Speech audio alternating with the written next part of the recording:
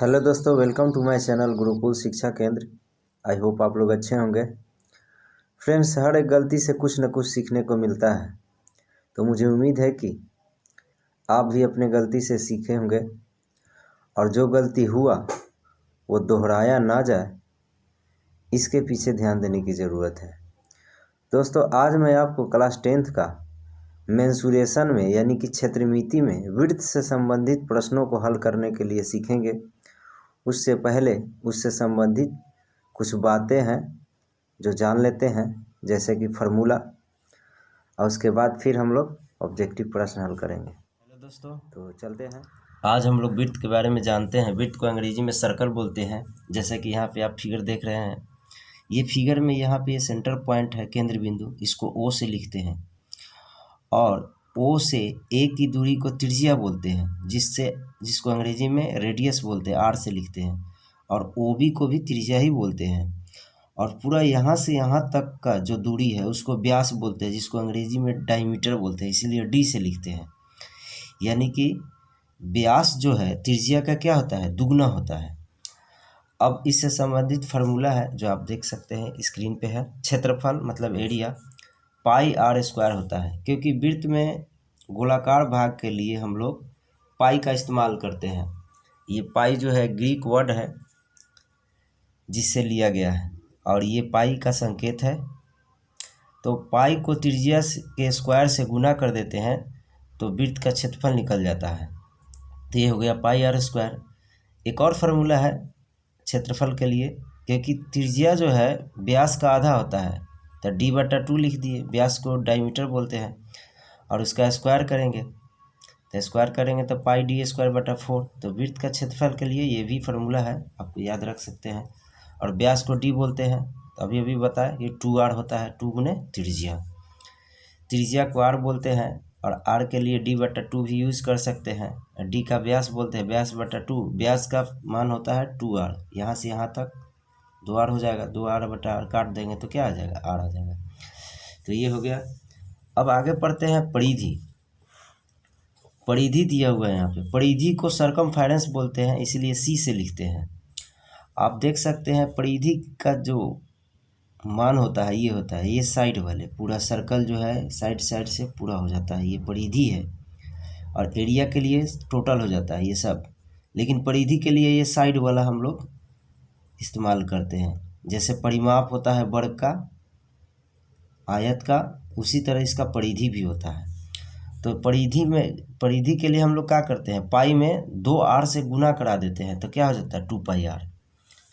आगे है अर्धवृत्त। अर्धवृत्त को अंग्रेजी में सेमी सर्कल बोलते हैं। ये आप देख सकते हैं, ये अर्धवृत्त है। यहाँ से यहाँ तक त्रिज्या, यहाँ से यहाँ तक त्रिज्या, पूरा को क्या बोलेंगे, व्यास। तो इसका क्षेत्रफल जो होता है, वृत्त के क्षेत्रफल होता है, उसमें 2 से भाग दे देते हैं। तो वृत्त का क्षेत्रफल पाई आर स्क्वायर होता है, उसमें 2 से भाग दे देंगे। फिर उसी तरह पाई/2, और त्रिज्या का मान होता है d/2। तो आप लिख सकते हैं इसको पाई, और डी का d² हो जाएगा, 2 का 4 हो जाएगा, गुना करा देंगे तो 8 हो जाएगा। तो पाई d²/8 हो जाएगा। तो ये भी आप याद रख सकते हैं। और परिधि होता है, जो परिधि देता है उसमें 2 से भाग देते हैं। जो हम लोग का पूरा परिधि जो है 2πr, उसमें 2 से भाग दे देते हैं। तो ये हो गया 2πr/2। अब प्लस यहाँ से यहाँ तक तो हम लोग का 2πr/2 हो गया, पर ये भी तो अब हमको लिखना है, ये भी जोड़ना है। तो ये पूरा जो है यहाँ से यहाँ तक 2r है, तो 2r जोड़ दिए, तो 2 काट दिए, तो क्या हो गया πr+2r। इसमें से दोनों में से r कॉमन ले लिए तो π+2 हो जाएगा। आगे है वृत्त का चतुर्थांश, क्वाड्रेंट ऑफ सर्कल, मतलब वृत्त का चौथा भाग का क्षेत्रफल और परिधि क्या होता है उसके बारे में जान लेते हैं, क्योंकि इस तरह के सवाल बहुत आते हैं। तो इसका क्षेत्रफल जो होता है, वृत्त के क्षेत्रफल में 4 से भागा दे देते हैं, वही हो जाता है। उसी तरह d/2 से गुना कराते हैं तो हो जाता है पाई d²/16। परिधि में वही होता है, 2πr में 4 से भाग दे देंगे, क्योंकि ये चौथा भाग है यहाँ से यहाँ तक, और ये दोनों जोड़ देते हैं तो ये आ जाता है हम लोग को πr/2। उसी तरह r कॉमन ले लेते हैं, ये हो जाता है। आगे हम लोग को त्रिज्या खंड जिसको सेक्टर बोलते हैं, ये है त्रिज्या खंड। यहाँ से यहाँ तक को हम लोग त्रिज्या खंड बोलते हैं। ये सब इसका क्षेत्रफल यानी कि एरिया निकालना हो तो इसका फार्मूला होता है ये थीटा। अब बटा में टोटल जो है केंद्र पर का कोण 360 बनता है, लेकिन यहाँ से यहाँ तक का हमको लेना है, इसीलिए थीटा का ऊपर रखे हैं और पूरा से भाग दिए हैं। इनटू क्षेत्रफल होता है क्या, वृत्त का पाई आर स्क्वायर, उससे गुना करा देते हैं, तो ये थीटा बटा 360 इंटू पाई आर स्क्वायर हो जाएगा। उसके बाद चाप की लंबाई, यहाँ से यहाँ तक हम लोग चाप की लंबाई बोलते हैं, ये जैसे कि परिधि होता था, ये चाप की लंबाई है जिसको एल से लिखते हैं।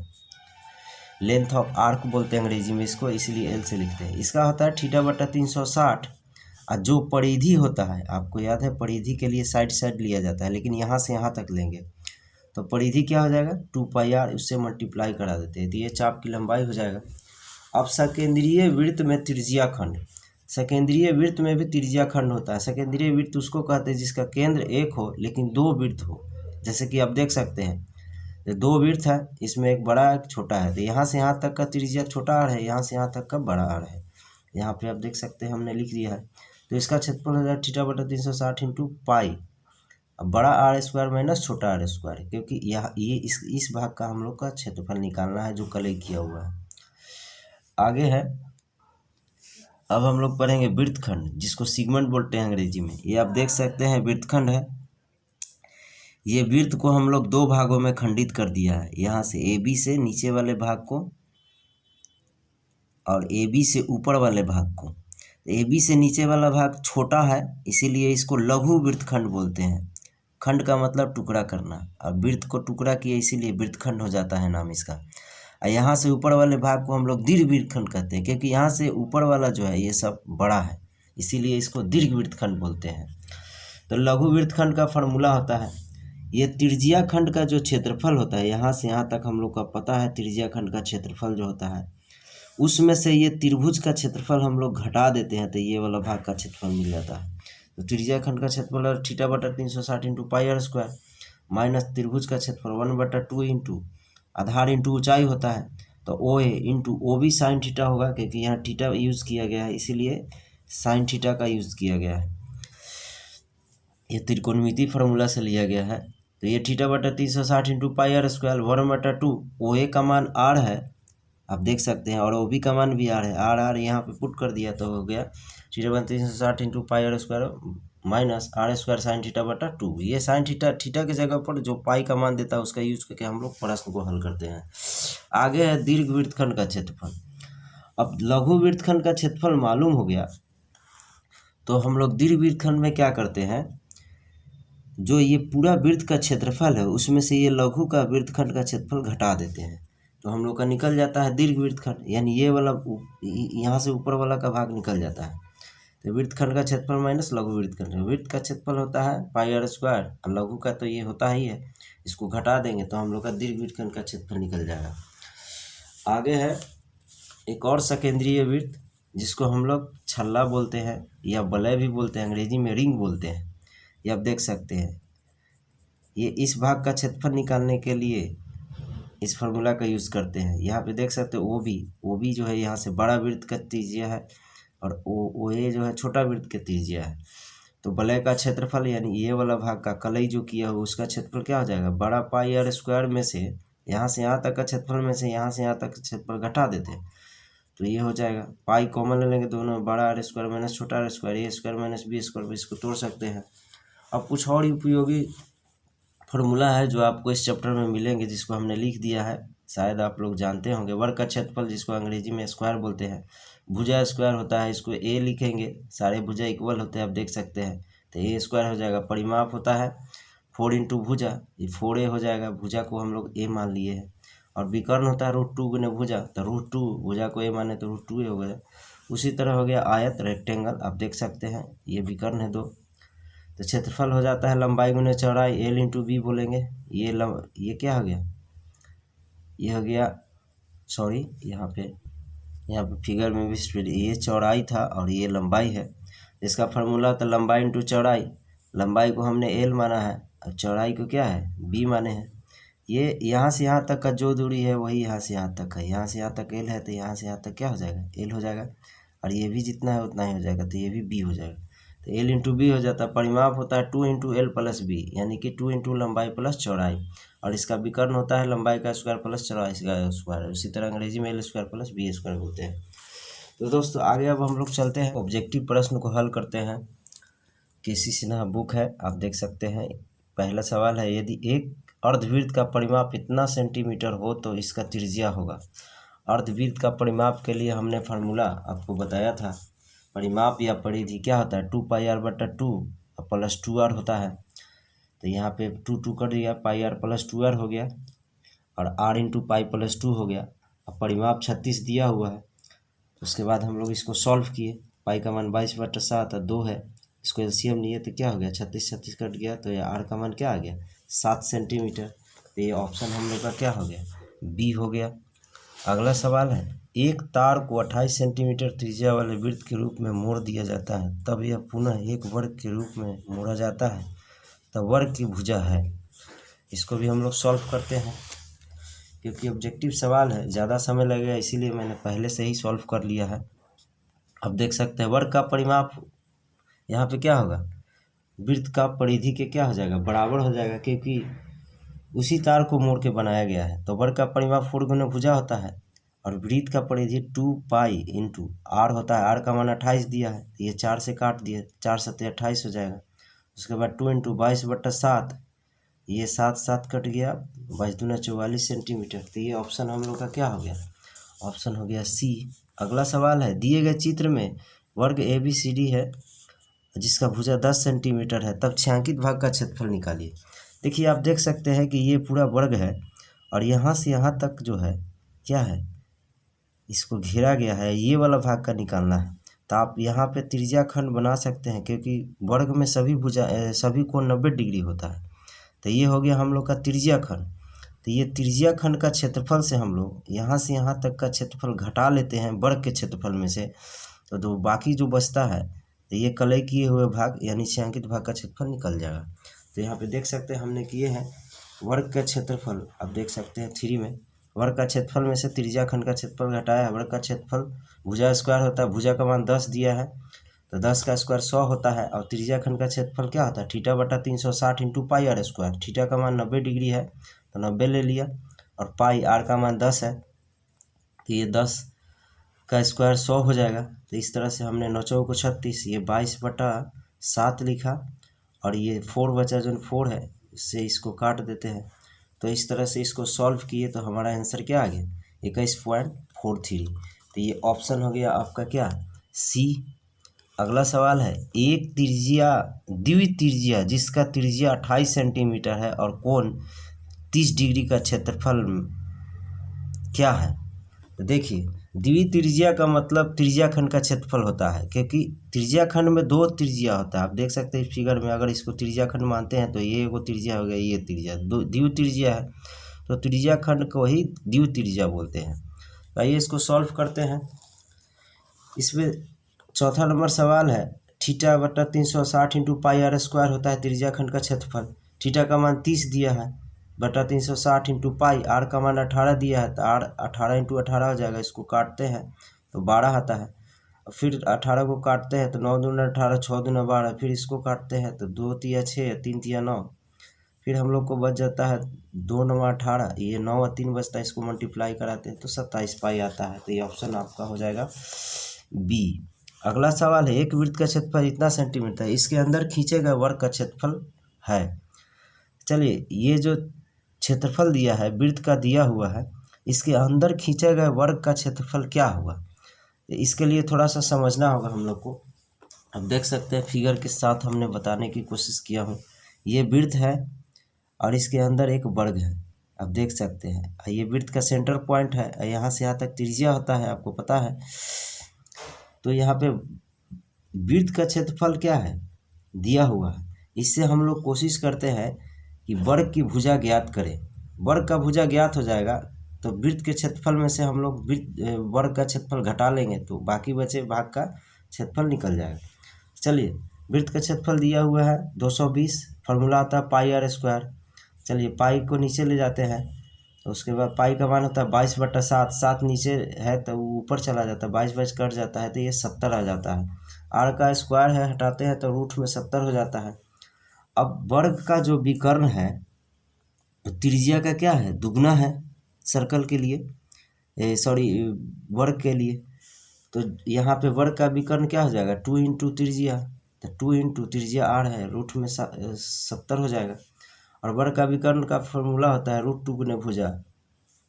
√2 को 2 से काटते हैं तो √2 मिलता है। अब इसको गुना करा देते हैं, 140 रूट में हो जाएगा। और क्षेत्रफल होता है भुजा का स्क्वायर, ये भुजा हम लोग का मालूम हो गया। तो फार्मूला आता है वर्ग का क्षेत्रफल भुजा स्क्वायर, भुजा का मान दिया है √140, स्क्वायर करेंगे तो रूट हट जाएगा, तो ये 140 सेंटीमीटर आ जाएगा। तो ये ऑप्शन आपका क्या हो जाएगा, सी हो जाएगा। अगला क्वेश्चन है, 12 सेंटीमीटर त्रिज्या वाले वृत्त के एक चाप की लंबाई 10 पाई सेंटीमीटर है, तो इस चाप के कोण की माप डिग्री में बताएं।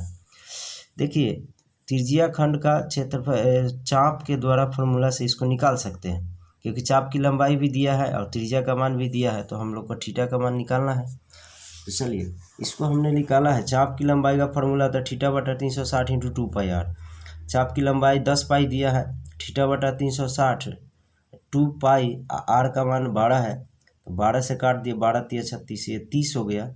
और 2 पाई से काट देते हैं तो 2 बचे 10 हो जाएगा, 5 बचा यहाँ, ये 30 से मल्टीप्लाई करते हैं तो 150 डिग्री आ जाता है। तो ये ऑप्शन हम लोग का क्या हो जाता है, ए हो जाता है। अगला सवाल है, आप देख सकते हैं सवाल नंबर 7 है, यदि किसी वृत्त की परिधि 2 पाई से बढ़कर 6 पाई हो जाता है तो इसका क्षेत्रफल हो जाता है। चलिए इसको सॉल्व करते हैं।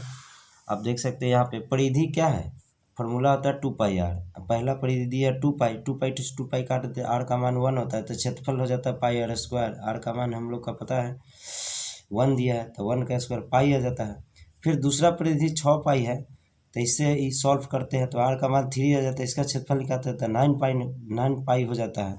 तो बोल रहा है कि क्षेत्रफल कितना गुना बढ़ जाएगा, तो पाई से 9 पाई हो गया, इसका मतलब 9 गुना हो गया क्षेत्रफल में वृद्धि। तो इसमें ऑप्शन क्या दिया है, 9 पाई कोई किसी में नहीं है, इसलिए ऑप्शन डी हो गया। अगला सवाल है, दिए गए चित्र में छायांकित भाग का क्षेत्रफल निकालिए। वृत्त का केंद्र दिया हुआ है 72 डिग्री है। उसके बाद OA का मान दिया है, OA का 15 सेंटीमीटर, OB का 20 सेंटीमीटर दिया हुआ है। तो हम लोग को ये वाला भाग का क्षेत्रफल निकालना है। हमने बताया था इसका फार्मूला, आप इंट्रोडक्शन में शुरू में ही बताया था फार्मूला बताते समय।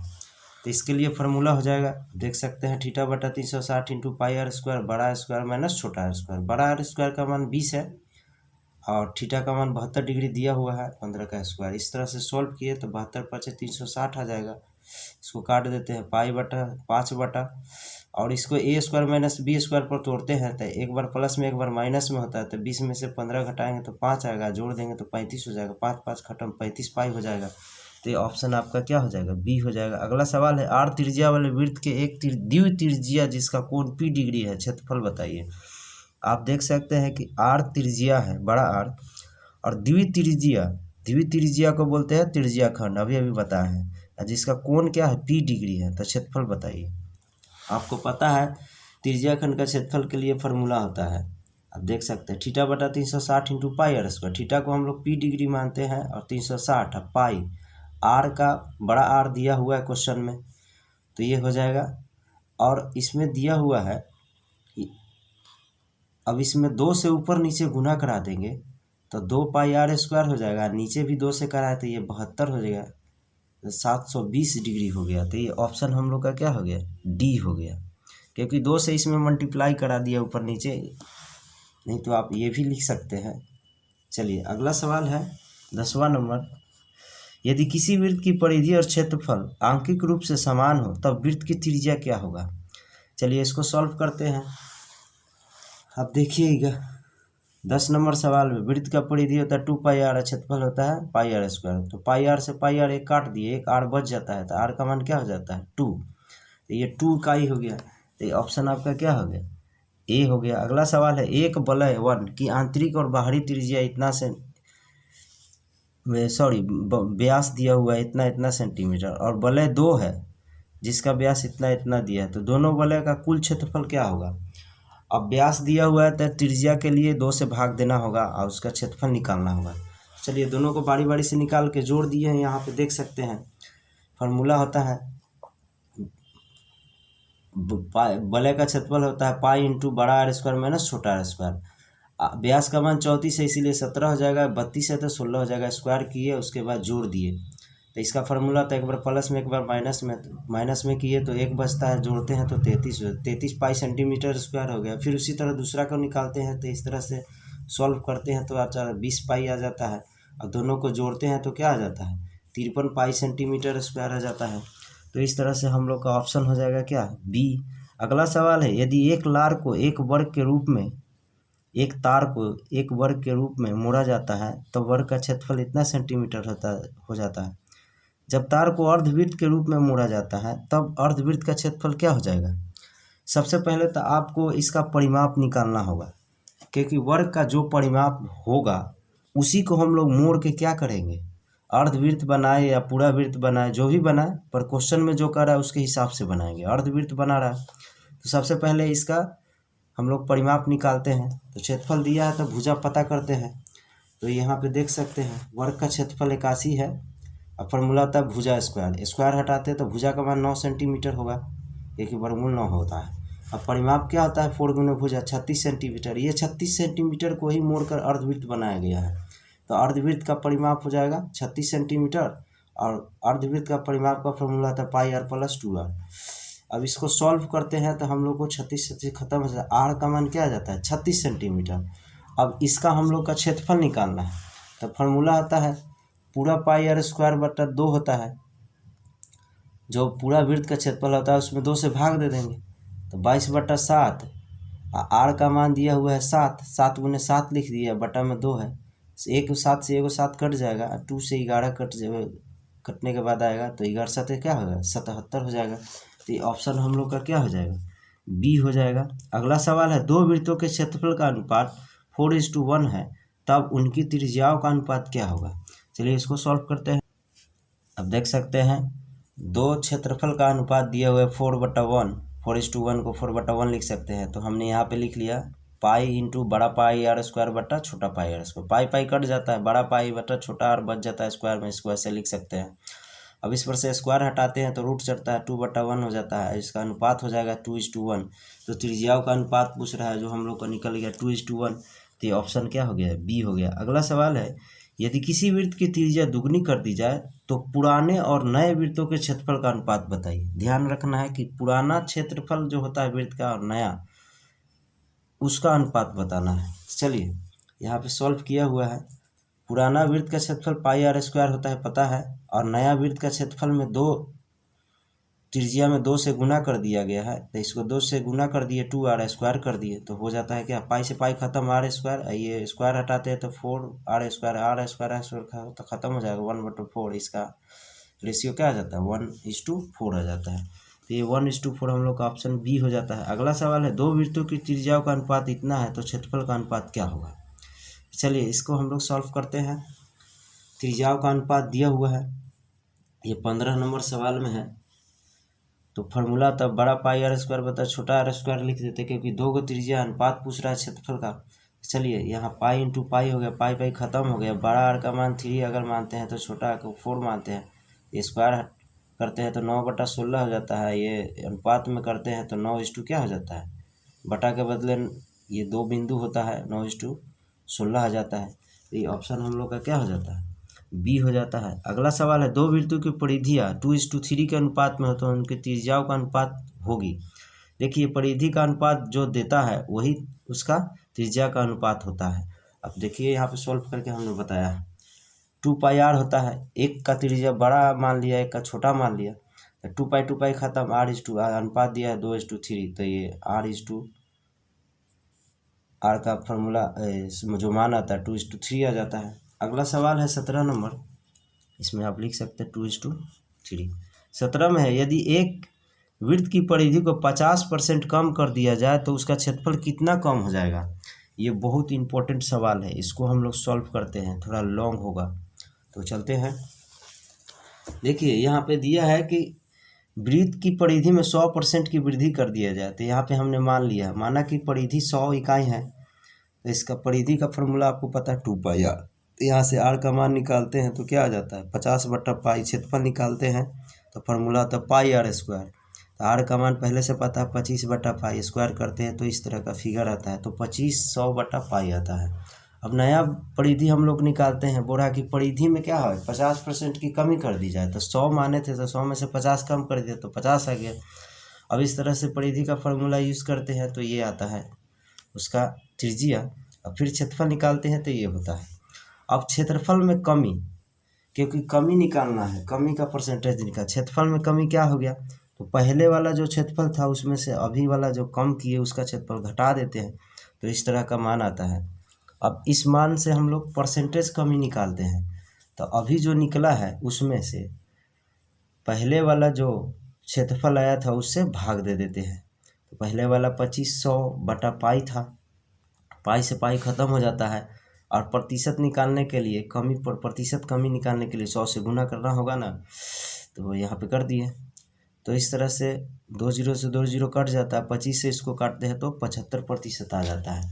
तो 75% की कमी आ जाएगा उसके क्षेत्रफल में। तो ये ऑप्शन हम लोग का क्या हो गया, सी हो गया। अगला सवाल है, सवाल नंबर 18 में है, इतना चक्कर लगाने में एक पहिया इतना किलोमीटर तय करता है, पहिए का व्यास बताइए। देखिए 100 चक्कर इतना चक्कर लगाता है, इसका मतलब कि परिधि के द्वारा ये चक्कर लगाता है। अब पूरा परिधि जो चक्कर लगाता है उसका 88 किलोमीटर दिया हुआ है, तो ये दोनों का जो परिधि से इसको गुना करा देते हैं तो दोनों इक्वल हो जाएगा। तो चलिए इसको सॉल्व करते हैं और व्यास का मान निकालते हैं। तो इस तरह से हमने निकाला कि इतना इंटू परिधि बराबर इतना किलोमीटर, क्योंकि जितना वो दूरी तय किया उसके परिधि में ही किया, तो इसका इतना मान दिया हुआ है। अब इसको किलोमीटर को हम लोग सेंटीमीटर में चेंज किए, तो पहले तो मीटर में किए तो 1000 से गुना, और मीटर को सेंटीमीटर 100 से गुना, इस तरह से काटते हैं तो ये आ जाता है 2, ये 50 कट जाता है, 2πr, 2 का पाई का मान 22/60 डाला, आर हो गया। और इस तरह से ये 44 है, 44 दूना 88 होता है, तो आर का मान 14 सेंटीमीटर आता है। तो व्यास को 2r होता है, आर का मान 14 डालते हैं तो 28 सेंटीमीटर आ जाता है। तो ये ऑप्शन आपका क्या हो गया, सी हो गया। अगला सवाल है, सवाल 19 जो है, 42 सेंटीमीटर त्रिज्या वाले वृत्त के उस त्रिज्या खंड जिसका केंद्रीय कोण इतना है, क्षेत्रफल बताइए। ये तो बहुत आसान है, आप देख सकते हैं 19 नंबर। ये θ/360 वाले फार्मूला पर सॉल्व कर लीजिए। तो इस तरह से सॉल्व करते हैं तो 462 सेंटीमीटर आ जाता है। तो ये हो गया आपका ऑप्शन सी। अगला 21 सेंटीमीटर त्रिज्या वाले त्रिज्या खंड काट लिया जाता है, त्रिज्या खंड का कोण इतना है, तो इसे चाप की लंबाई बताइए। चाप की लंबाई पता है, θ/360 × 2πr, इस पर बढ़ाते हैं तो इसका 44 सेंटीमीटर आ जाता है चाप की लंबाई। ये 44 सेंटीमीटर आपका ऑप्शन सी हो गया। अगला सवाल है, यहाँ देख सकते हैं, यदि किसी वृत्त की त्रिज्या दुगनी कर दी जाए तो नए और पुराने वृत्तों की परिधि का अनुपात बताइए। ध्यान रखना है, नया और पुराना का अनुपात बताना है। चलिए अनुपात निकालते हैं, क्योंकि त्रिज्या तो दिया हुआ है, तो अनुपात निकालते हैं। तो नया वाला ऊपर होगा, अब पुराना वाला नीचे होगा, तो परिधि होता है 2πr, और नया में 2 से गुना कर दिया है त्रिज्या में तो 2r हो जाएगा। फार्मूला 2πr होता है, तो 2πr × 2r हो जाएगा। 2π से 2π खत्म, अब यहाँ बचता है 2r/r, काटते हैं तो 2/1, इसका अनुपात हो जाता है 2:1। तो ऑप्शन आपका क्या हो जाएगा, 2:1 बी हो जाएगा। तो दोस्तों मुझे उम्मीद है कि ये वीडियो आपको पसंद आया होगा, तो दोस्तों को भी शेयर कीजिए।